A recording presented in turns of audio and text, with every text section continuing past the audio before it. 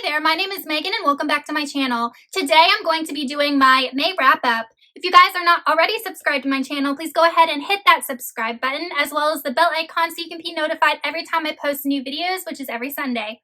In the month of May, I read 5 books, which is my goal, so I met my goal and I'm happy about that. And overall, I had a very good reading month. So just like all of my wrap-ups, I'm going to be starting with my lowest rated books and go up to my highest rated books. The first book I'm going to be talking about is Race the Sands by Sarah Beth Durst. This is a standalone adult fantasy, and it is a 2020 release. In this world, reincarnation is a part of the life cycle. The type of person that you are in your current life will affect what you are reincarnated as in your later life. If you are a good person, you'll be reincarnated as some nice sort of animal. If you are a bad person, you are reincarnated into a monster called a Keyhawk. And in this world, people race Keyhawks kind of like horse racing. And the Keyhawk that wins has the opportunity to be reincarnated back into a person and start a new life and gets the chance to prove that they are a good person. In this story, we follow a woman named Tamara, and Tamara is a Keyhawk trainer, and she trains riders to race Keyhawks. And we also follow a girl named Rhea. Due to some unfortunate circumstances, she has fled her home and decided to become a Keyhawk rider. And we follow their journey as they go through these racing tournaments.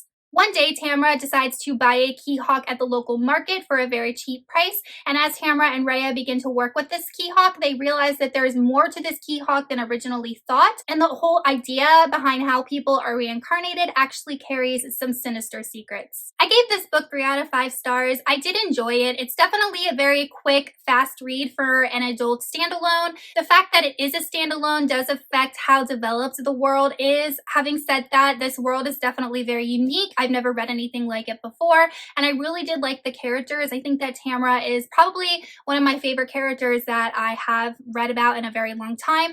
The reason that I didn't give it a higher rating is, unfortunately for me, I found the story very predictable, and the plot twist at the end I had figured out way early in the beginning of the story. However, it's very hard for me to say if you are going to find this story predictable. I would recommend it if you're looking for a very quick, fun fantasy read. I just couldn't rate it higher than 3 stars because I found it a bit predictable, but overall it still was a fun book.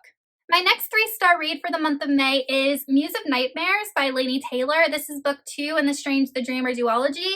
And this book, I was very surprised that I gave it 3 stars. I found that I had a lot of trouble connecting with this story as compared to Strange the Dreamer, and I have a couple theories about why. I feel like Strange the Dreamer I read probably almost 2 years ago, and there's that much time that has been passed since I read Muse of Nightmare, and all of the emotions and feelings and love that I felt for the characters in book 1 might have diminished since then, so I think that definitely affected my enjoyment. In this book, we're also introduced to a new plot line. We're introduced to a new conflict that was not even talked about in book 1. Laini Taylor, I think that just must be a way that she writes her plots, because she did it in Daughter of Smoke and Bone in the 3rd book, and she did it again in this sequel, and I'm beginning to think that that's just the way that she writes, and unfortunately it's not something that I like. We were already introduced to an antagonist in a conflict in book 1, and that could have really been expanded upon, and that conflict was completely fine. It could have been used to finish off the series, and as the plot progressed, I realized that the only reason that that conflict was presented with that specific character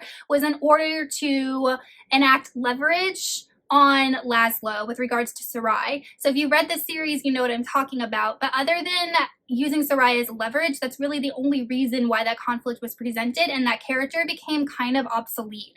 So I really did not like how that was handled in the plot, and I'm beginning to think that maybe Laini Taylor just isn't a writer for me, because this is the 2nd series that I've read by her, and both of those plot devices just didn't work for me. Another thing that really knocked down my rating is that I felt like this book took forever to get going. The first maybe 100 pages were all about Laszlo and Sarai's relationship. I felt like I was reading like a YA contemporary, and it just got really tiresome, and I just wanted the plot to get started.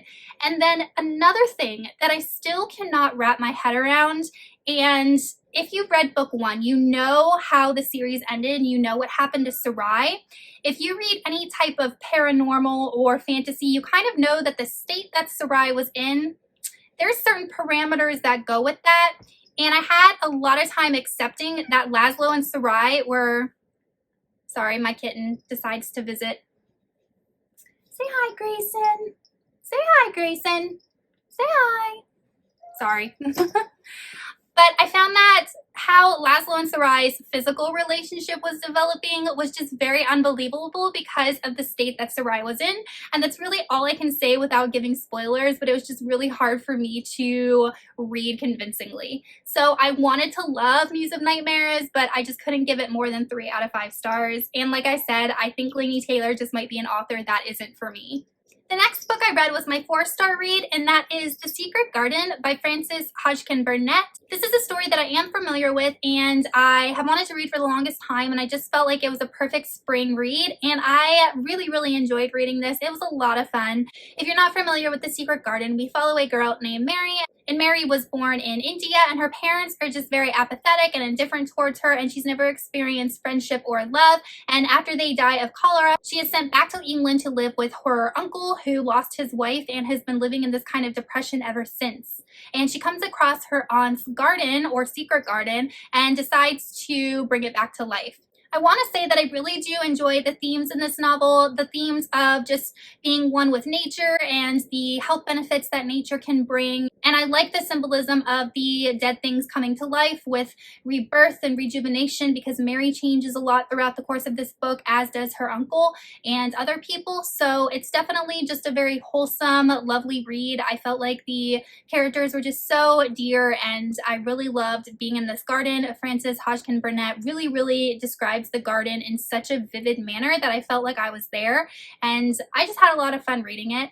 The only thing that kept me from giving it 5 stars is I felt like there was some different issues that could have been addressed with regards to Mary's relationship with her uncle, because she lost her parents and her uncle is basically now like a father figure in her life, and she did all of this to help herself, help her family, help her uncle, and bring them back to life, and that was never even mentioned or addressed by the uncle, and I just really wish that it had been. All in all, this is a great book, and it's a classic that I would recommend everyone reading. Like, if you hear any meowing, that's Grayson, my kitten. He wants attention, so I will try and pet him while doing my review at the same time. Like, if you hear any meowing, that's Grayson, my kitten. He wants attention, so I will try and pet him while doing my review at the same time. The next book was my 5-star read, and that was The Way of Kings by Brandon Sanderson. This is the first book in 2020 that I wanted to read and be totally immersed in constantly. This is an adult high fantasy and the first book in the Stormlight Archives, which I feel like everyone has heard of at this point, but this world was just so well crafted. The characters became so near and dear to me, and I felt like the magic system was explained to us in a way that was completely understandable, while at the same time not all the mysteries were revealed. And there's a lot of things about this story and this book, and especially the history and lore and magic, that I feel like is going to be explained over the next couple books and will really just make the series more intriguing. So I'm really excited to continue on with the Stormlight Archives. Okay, you just want to be pet. Okay, I see how it is. And the last book I read in the month of May was my nonfiction book, and that is The Apostle, A Life of Paul by John Pollock. This book is all about Saul of Tarsus, or Paul, who basically established a lot of the early Christian churches after the death of Jesus.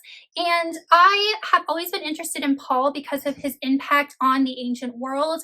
And he, if you're not familiar with him, was a Jewish teacher. He was a Pharisee, and he was very intelligent, very well respected in the Jewish community. And he used to basically hunt down Christians and persecute them, stone them, or crucify them. And he completely changed once he accepted Jesus as his savior, and he turned to a life of evangelizing. In the end, he became persecuted. He was persecuted by the Roman Empire and the Jewish religious leaders at the time. This book chronicles his childhood all the way up through his death. It did take me a little while to get into, but it actually is a fairly easy read, and it's only about 300 pages, so it's not overly bogged down in unnecessary details. I really liked learning about Paul because there were so many things that I didn't know about him and his ministry and just how involved he was in setting up these early churches. I just didn't realize how much, I guess, effort and time went into it, especially considering how geographically distant and diverse these places were. They weren't just different countries, they were different cultures, different languages, different people, and he managed to set up churches in so many different places and keep contact with the people of these communities for years and years and years to create lasting lasting impacts. And it was just so incredibly interesting. And I also really like learning about the different times that he was imprisoned and beaten and whipped, only because in order to fully understand why he was punished, you have to understand a lot about Roman law, which I know absolutely nothing about. And I really liked how the author explained Roman law, especially to someone who knows nothing about it, to explain why he was put in jail, why he was whipped. By the way, he had been whipped so many times in his life that he was permanently bow-legged, which is a very disturbing yet interesting fact. And I feel like I learned a lot about ancient history in addition to Paul's life. So if you are looking for a biography of the Apostle Paul, I would definitely recommend this, and I gave it 5 stars. Okay, you guys, so that is it for my May wrap-up. Let me know in the comments if you have read any of these books and what you thought about them, or what you read in the month of May. And I will see you guys soon with another video. Goodbye.